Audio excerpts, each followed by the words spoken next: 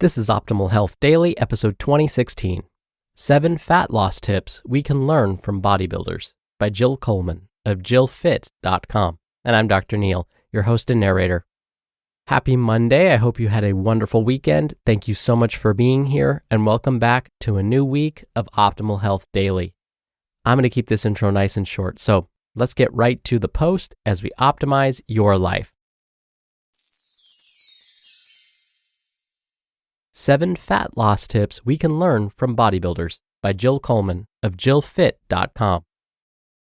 Since I tend to surround myself, for the most part, with people who have similar interests in nutrition and training, I think I take it for granted how much my inner circle knows about the fat loss lifestyle. Besides, we know that having the information is only half the battle. Implementation is 1,000 times more important and often fleeting. I sometimes miss the fact that many still don't have the information yet. I met with a client last week who wants to give her eating an overhaul, and during our conversation, I was reminded of how new and foreign a lot of the fat loss lifestyle tactics are to many people. My parents are the same way. A year ago, the thought of drinking a protein shake was crazy. Only bodybuilders do that, right? Wrong. The ways that bodybuilders and figure competitors have used to get lean are finally being adapted to reach the masses. We can all get savvy to fat loss eating from this subgroup of people who know how to get lean at will and have been doing it for decades. Here are 7 new things to try this month to bring a little bodybuilder style into your life. You may not be getting on stage, but you can shed a few lbs with these new to you approaches. 1. Think protein, protein, protein. This should be your first priority. Physique athletes are always aware of getting protein at each meal first and foremost because they know it preserves muscle and makes them feel fuller for longer. Instead of ordering a pasta dish or a pizza at a restaurant, always choose a lean piece of meat first, like fish, chicken, or some lean beef. Then add green veggies second. Finally, and the least important, is the starchy carb. And use moderation here. 5 to 15 bites. Most people seeking fat loss should aim for about 1 gram of protein per pound of body weight each day. 2. Stop carbing up. Why are people who want fat loss still carbing up like they're running a marathon? If you skip complex carbs for a day, you will not die of lethargy. For someone who wants fat loss, replace complex carbs from bread, cereals, and pastas with fibrous veggies like green leafies, broccoli, asparagus, onions, peppers, mushrooms, and so on, and watch the pounds go away for good. 3. Choose fat over carbs. In large amounts, neither are ideal for fat loss, but a higher fat, lower carb diet will have you automatically eating less because of the satiating effect of fat. Here are some substitution examples to consider making. Instead of toast with eggs, get a side of avocado with eggs. Instead of the bread basket, get a salad. Instead of a vanilla latte, get a coffee and add 2 tablespoons of half and half. Instead of a sandwich on wheat, order a Cobb salad. Instead of a potato skins appetizer, order a cheese plate. And instead of ice cream after dinner, eat a spoonful of natural peanut butter. 4. Do cardio first thing in the morning on an empty stomach. Once again, if fat loss is the goal, having the most energetic workout of your life may not be the most important thing.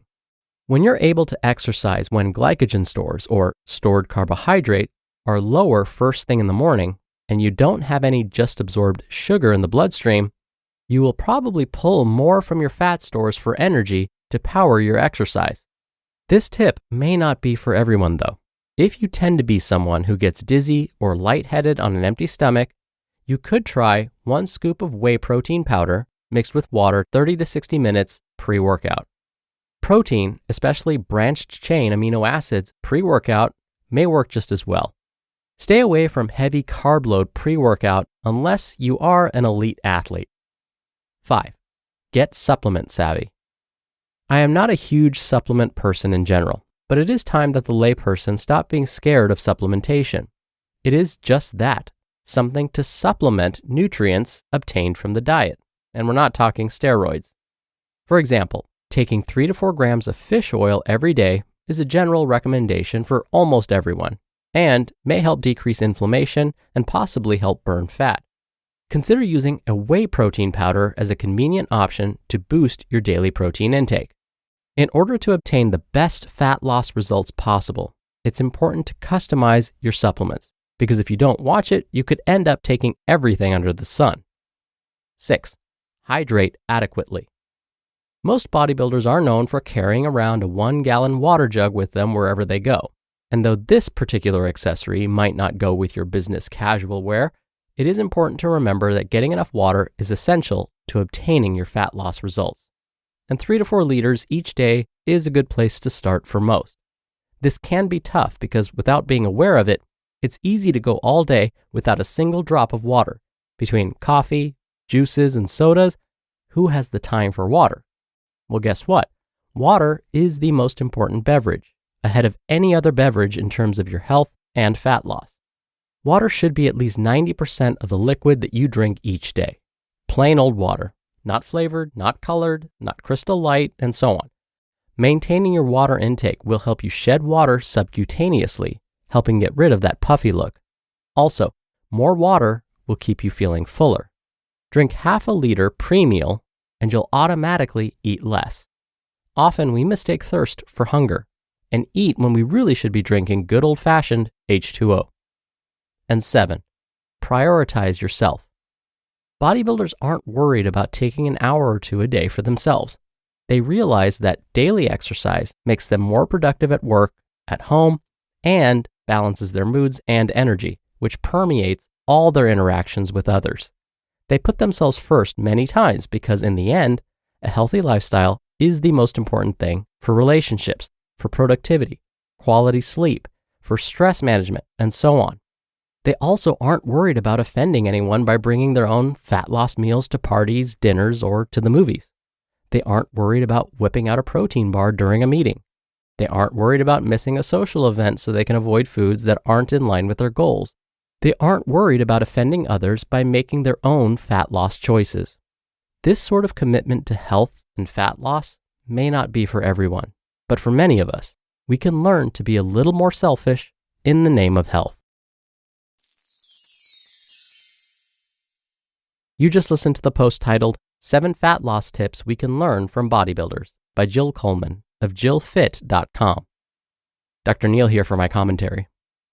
I want to go back to Jill's first suggestion, making protein a priority. Jill mentioned that when you first sit down to a meal, be sure to consume the protein-rich food first.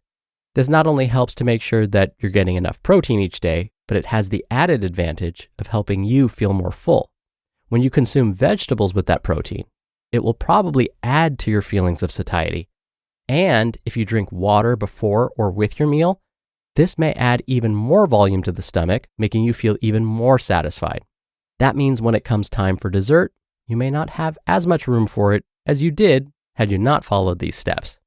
Now, am I saying you should never have dessert? No, but you'll probably consume less of it.